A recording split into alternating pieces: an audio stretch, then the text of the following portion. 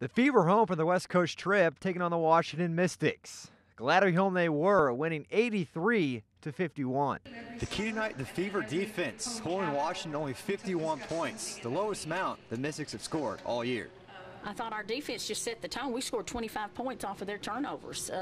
And so we were attacking in transition and we were disruptive, and I thought that was big for us. That's pretty much our staple. You know, our defense leads to a lot of our offense, and you can see like in a game like tonight, whether it's the pressure, full court press that we were putting on, or just playing aggressive defense, but that's something that we've been working on. The Fever look to continue their success on the defensive side in back-to-back games against Atlanta. From Conseco, Nolan Blair, 6 Sports. The Indianapolis Motor Speedway announced that they will be creating a Super Weekend 2012, adding to the already rich racing tradition. The CEO of the track understands the importance of these new additions. Well, this is a very important announcement for the Indianapolis Motor Speedway, and we're excited to have Nationwide and Grand Am added to our Brickyard 400 weekend, and really adds a lot of good content and good racing for our fans, and is going to make for just a really exciting weekend. So while IMS celebrates the new additions they've got today, it is a sad day here in Clermont at Lucas Oil Raceway, as they will have their final Nationwide race this July under the lights.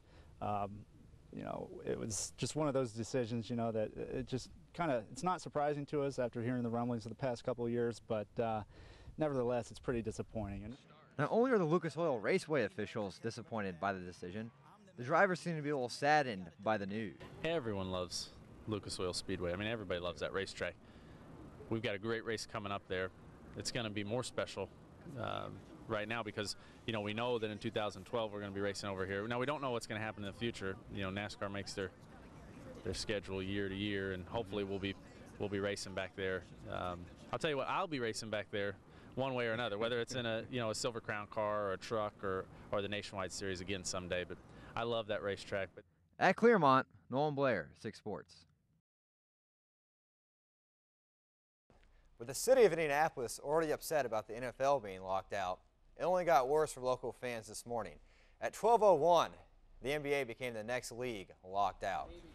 There will be no team activities during the lockout, no practices, no workouts, and no talks. The league has said they will impose a $1 million fine for any team that does not follow the rules. That includes talking to players on Twitter, Facebook, and text messaging. Teams are also not to mention the lockouts on their websites. Talks will likely resume in 2 to 3 weeks. Meanwhile, the NFL keeps rolling along, approaching a 5th month of its lockout.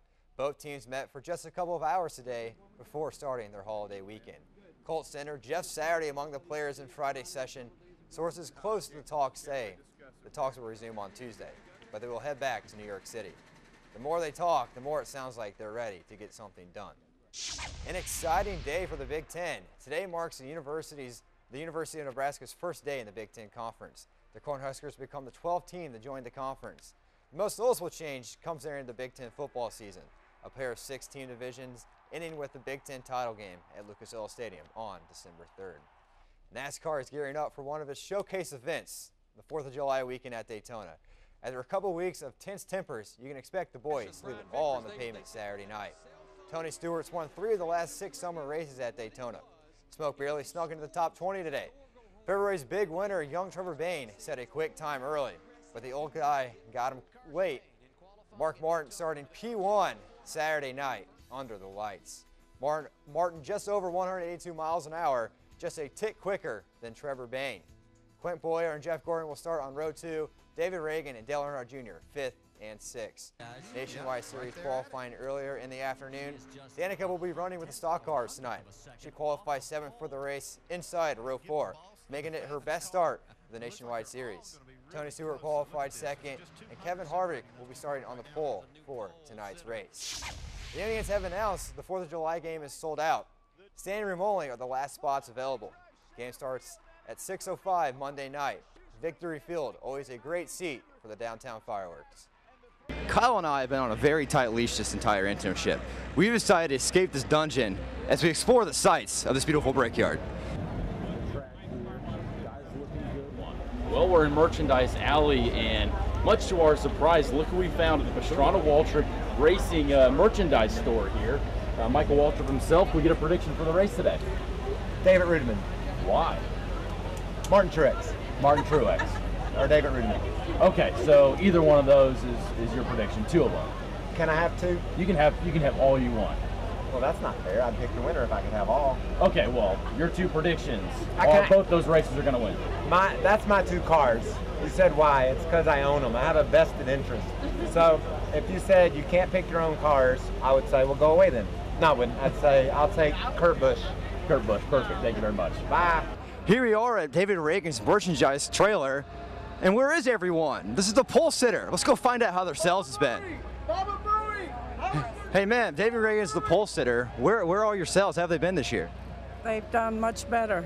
Are they doing better now? I mean, I don't see many people out here right now. Are you expecting a bigger crowd today? That, I don't ever know how the crowd's going to be.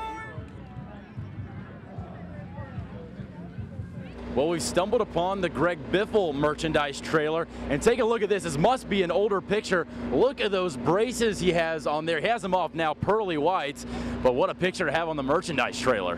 And we see that in this giant picture on the trailer that he's wearing braces. You wear braces. Does that make you feel good that he can openly wear braces on the side of a trailer like this? Yes, it does. And why? Does it make you just feel more comfortable that a star like him? Yeah, more people wear braces and it makes it not more popular. Wait, that's not Tony Stewart. Who is that? How bad do you want to be on TV here? I do want to be on TV. I came all the way from Michigan. Really? So I see you're supporting Kevin Harvick. You think he's having a good run today? Oh, yeah, definitely. He comes from where they don't know. What are you going to do here to get on TV? What am I going to do here to get on TV? Just be loud and change colors of the card. Looks good. Let's hope it gets on. And Amber, you're here at the Danica Patrick GoDaddy trailer here. What position is she starting in? Where do you think she's going to finish? Is she, what position? Let's say, are there 50 racers? There's 43. Oh, okay. So Is Danica even here? Yeah. So the sun is very strong here at the Brickyard, so we're going to make sure people have the proper lotion on. Follow me. All right, here we are. Guys, shirtless. You got the proper, oh, look at this. He's got the suntan lotion. 30 SPF. You think that's going to fulfill you today? I mean, the sun is very strong. I very hope so.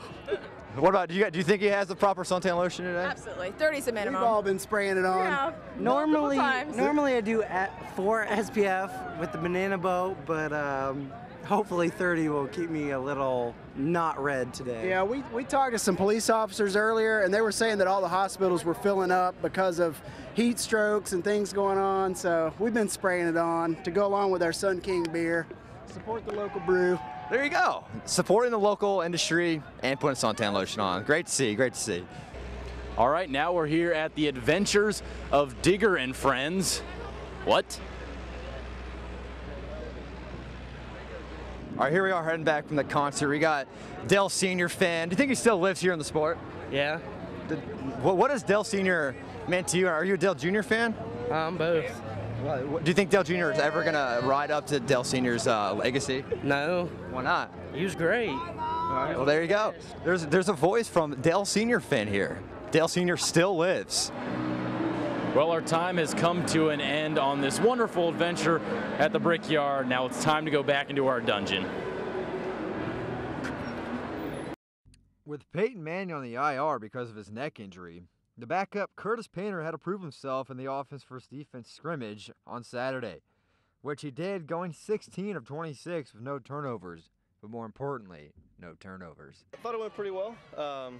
I think maybe the number one thing when you get into situations like this is, to not turn the ball over anytime you get in, scrimmage type situations. And, I thought I did a pretty good job of that. Curtis Painter, the bright star after today's scrimmage. A lot of people happy with his performance, including Coach Caldwell and Austin Colley. But it looked like he handled things pretty well. He was able to move the ball. He didn't turn it over, so that's key. I thought he looked really well. Made a lot of nice throws. Did a great job of demanding the attention of the players in the huddle and keeping us up tempo. And Curtis is he's a talented athlete. He's a talented quarterback, and each day he's going to improve and get better. Painter will get another chance to impress the Colts coaching staff in the Colts preseason opener Saturday against the St. Louis Rams. At Colts training camp in Anderson, Nolan Blair, 6-4. With the NBA lockout, a lot of players are trying to find a way to stay in shape and keep up with their skills. It seems like the Indy Pro-Am is the answer. When I established this, I wanted to make sure that we provided a great run as well as individual training. A lot of these guys I train individually, and again, it's hard to find 5-on-5 basketball anywhere. So I just tried to put together a solid situation for both parties. A lot of big NBA names here found, like Hayward, Gordon, Hibbert, Hill, but also found here some NBA rookies trying to improve their skills here at the Indy Pro-Am. It gives you a good chance to play 5-on-5.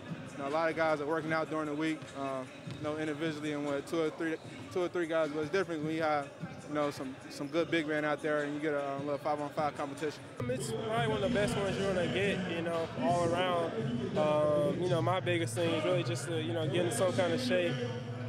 Just being able to run up and down the floor, and just play and have fun. From the jungle on the campus of IPUI, Nolan Blair, 6 Sports. The finale of Week 1 of college training camp was marked by an offense versus defense scrimmage. The coaches and players were happy with the outcome, considering the earliness of the season. I think things went pretty well. We started out trying to work through our substitutions and got a little bit of work to do in that area, but overall I think things operated smoothly. Obviously this is early yet, but we were certainly pleased with what happened today. It felt good to get out there and get into the drops, get in the swing of things, and just get the feel of how the game will go, and it felt good. Yeah, it feels good. It's hot, so legs are getting a little bit tired, but that's what camp's all about, but it was fun. So Week 1 of college training camp comes to an end here after a great scrimmage and a lot of positives coming out of Anderson as they look forward to their first preseason game this upcoming weekend. The Colts will take on the St. Louis Rams Saturday in St. Louis. From college training camp in Anderson, Nolan Blair, 6 Sports.